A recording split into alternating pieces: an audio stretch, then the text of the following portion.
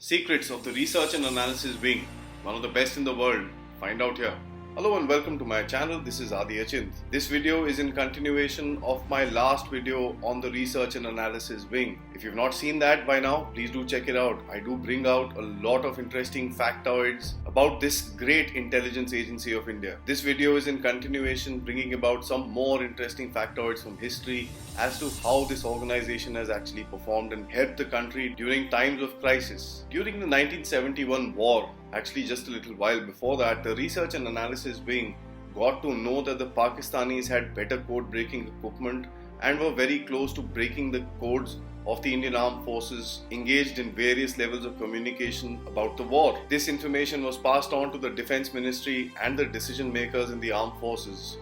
The Armed Forces quickly switched over to Dravidian languages like Malayalam. Pakistanis were quite confused at this change and they could not understand the local dialect as well as the language itself. Malayalam was used to communicate with each other on various different fronts to pass on strategic messages, and that is what resulted in the Pakistanis not being able to infiltrate into Indian communication. Again, during the 1971 war, the Indian warships or the missile destroyers that were going across to hit Karachi at that time, which is one of the greatest raids of the Indian Navy, INS Nirghat and INS Nipat were instructed to speak and communicate with their base in Mumbai only in the Russian language. This actually fooled the Pakistanis to believe that these ships that were moving around in that part of the ocean were actually Russian. Remember, the Russians were also maneuvering in that region to counter the United States naval movements to threaten India, of course. The Pakistanis were quite confused, and this is one of the reasons that the Operation Trident could not be detected till the time the Pakistanis actually got hit in Karachi. Sehmat Khan,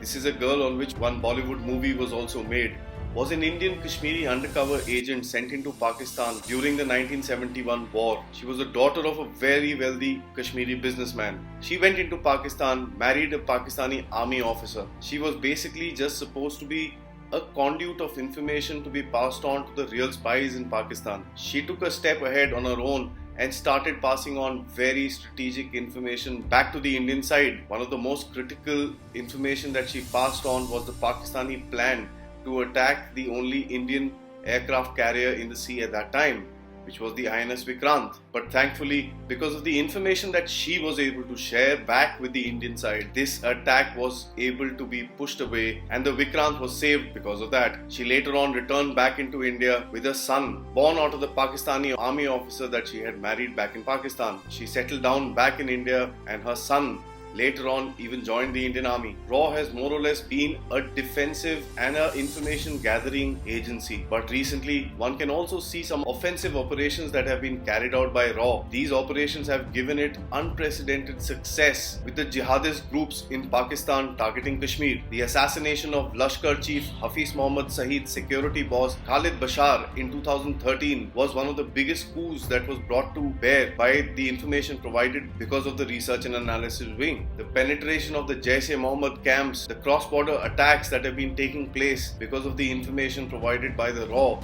these attacks have been successfully carried out by the Indian Army. As a matter of fact, the Pakistanis always claim that the Indians are involved in arming the Baloch, which is the BLA, the Balochistan Liberation Army, to fight against the Pakistani army deployed in the region. This could be one of the reasons why the Pakistanis are always racking up the case of Kulbhushan Yadav. Probably they want to create an example and they want to showcase what India is actually doing in Balochistan. They claim that he was caught around that particular area, but one very clearly knows that they had actually kidnapped him from a city in Iran and brought him back into Pakistan. They've been able to twist him around and bring about their narrative, but the world knows what Pakistan is all about. When I say that, it doesn't shy away from the covert operations being done by the RAW in those areas, details of which are very sketchy, so I would not want to make any generalized comments on that. I, for one, was very happy to learn the aggressive actions that the RAW has been taking in the Snatch operations that have been conducted across the borders of many of our neighbors. When I say a snatch operation, it actually means going across to another country and picking up or kidnapping a person, for the lack of a better word, bringing him back to our country to face justice. These operations have been very successful in the past few years, especially in countries sharing a border with India. Some famous successful snatches of these kind of operations include the Lashkar militant Tariq Mahmood, Abdul Karim Tunda, and one of the handlers of the Mumbai attack, Sheikh Abdul Khwaja, Yasin Bhatkal, leader of a terrorist organization of Indian Mujahideen, was also brought about in this fashion. There is a notion that the Indians are very subdued. The next story I'm going to tell you will make you believe that it's not the case. There was a mission to actually attack and kill Dawood Ibrahim in Karachi. The assassins were actually trained in advanced weapons and techniques to carry out their mission. Sadly, this operation was called out at the last moment and cancelled due to the fact that some Congress leaders actually brought about a lot of objection to such kind of actions being done by India. I wonder what was the reason. Coming to one of the most expensive failures, Kargil. Although RAW did falter at the beginning of this operation by not being able to provide the right information at the right time about the Pakistani army actually taking over some very strategic heights in that region. But the RAW was also able to intercept a conversation between the then Pakistani Army Chief General Pervez Musharraf and one of his commanders, Lieutenant General Mohammad Aziz. Remember, Musharraf at that time was on a visit in China. The Indians were able to actually intercept this conversation talking about Kargil and the political situation in Pakistan. This was one of the biggest factors that the Indian side had in its arsenal to prove the involvement of the Pakistani state in the war of Kargil. On another not so positive incident that took place, I wonder how many of us actually know that RAW had actually intercepted some telephone calls which pointed at attacks being conducted on Mumbai hotels by Pakistani based terrorists. This was done about 2 to 6 months before the actual attacks took place. This information of course was promptly passed on by the RAW due to some procedural failures and the lack of coordination of intelligence at that time between the intelligence agency. Actions could not be taken in time to actually prevent that terrorist attack. Further, during the operations of clearing out the terrorists from the Mumbai hotels, the RAW was even successful in tapping the telephonic conversations happening between the terrorists holed up in the hotels and various other locations in Mumbai, being given instructions by their handlers sitting in Pakistan. Hit karo, hit karo, hit karo. Jawab fire.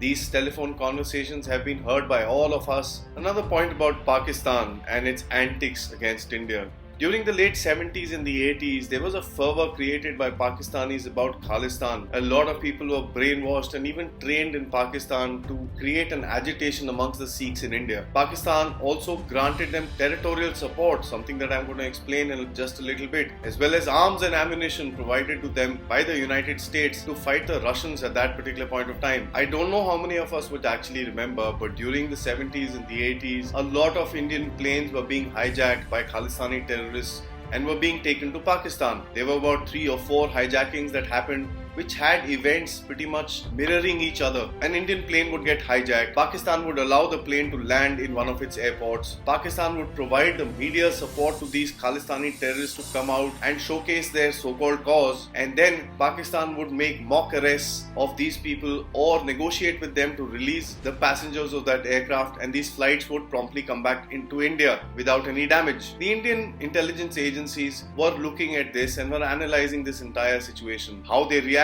is something that I'm going to tell you now. After about 4 such hijackings, the Indian state as well as the intelligence agencies were quite sure about Pakistani activities with regards to this whole thing. They wanted to catch Pakistan red-handed. They got their opportunity when on August of 24th, 1984, another aircraft flying from Chandigarh to Srinagar was hijacked by Pakistani-backed Khalistani terrorists. One funny factor which actually came out in this, that the ISI agents who were trying to negotiate, for the lack of a better words, or actually backing up, which is the reality, these terrorists realized that this entire hijacking was being done with the use of a toy gun. Upon this realization, the ISI actually provided a real gun to the terrorists who had taken over that aircraft. They were further told by the ISI to take the aircraft into Dubai and the UAE authorities would be able to take care of them. After landing in Dubai, the authorities negotiated with them to terminate the hijacking and return all the passengers back into the country of India. They were given assurances that they would not be harmed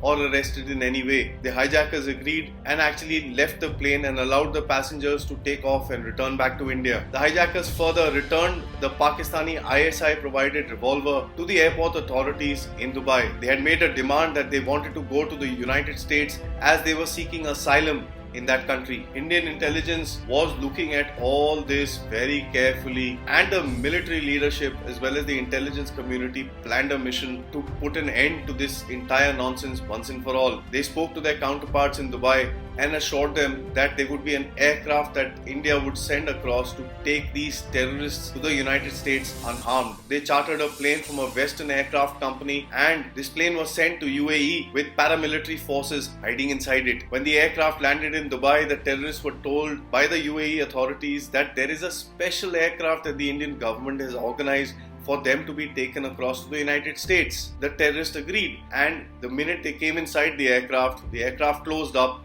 and took off. All of them were arrested by the special forces that were hiding in that aircraft. Actually speaking, this operation was so secret that even the pilot and the co-pilot were told that they would be going to the United States. At the last minute, they were asked to change course and bring these terrorists back to India for justice. Another very interesting factor that happened during this time, the Indians were able to recover that revolver that the Pakistani ISI had given to these terrorists to hijack this aircraft. This was a German-made gun, and this was part of a company who had actually supplied arms to the Pakistanis to fight the Soviets in the Afghanistan area. Now again, in the early 1980s, the research and analysis wing set up two counterintelligence groups, Team X and Team J. This was targeted at retaliating on the Pakistani backing of the Khalistani movement. Every time there was an incident that took place in India, there was a retaliatory attack that was taken up in either Lahore or Karachi or any other city in Pakistan. One ex-RAW officer, B. Raman, who wrote in 2002, by making the Pakistani backing of the Khalistani movement too costly to bear for its own self, it provided for the Pakistanis to let that cause go. I think it's high time we do that again.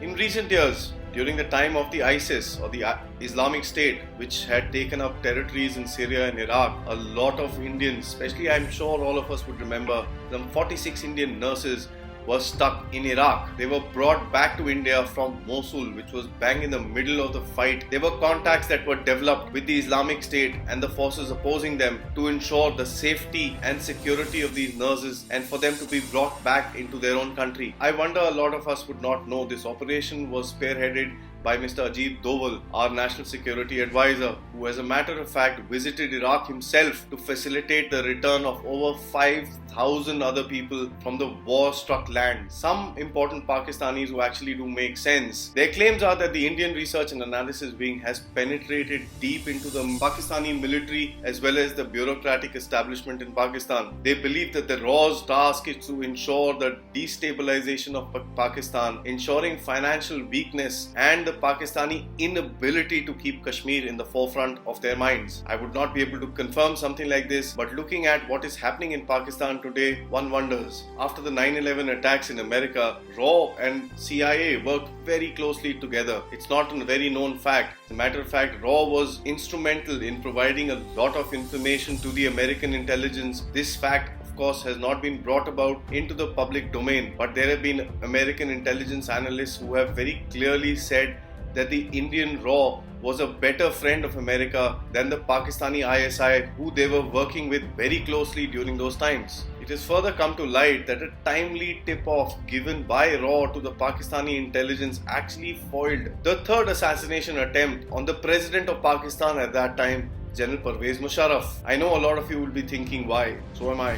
The last story is about the erstwhile Chief Minister of Haryana, Mr. Bhajan Lal, who had incidentally gone to the United States for some treatment. RAW was covering his security at that time and was responsible to ensure that no harm comes to this man. The RAW operative posted there realized there were some funny characters that were roaming around the hotel where Bhajan Lal was actually staying. He, in coordination with the NYPD, which is the New York Police Department, actually got them arrested. 6 terrorists were arrested with a lot of arms and ammunition that they were carrying to probably conduct an assassination attempt on Mr. Bhajan Lal at that time. Of course, the Indian intelligence agencies never do confirm any of these activities actually took place and their roles in them. But one can very clearly say that the contribution of these intelligence organizations in this country has been immense, and their development to become better and better day by day is critical to the survival of this country. Looking at the factors that we've got foes on both our sides of the border, I believe RAW has also been activated in a big way against China today to provide for the information that the leaders of this country would need to deal with that rogue nation. Thank you for watching this video. Subscribe to my channel, share my videos with your friends, and yes, as I say in all my videos, share a thought for the soldiers standing in the battle lines once a day, every day.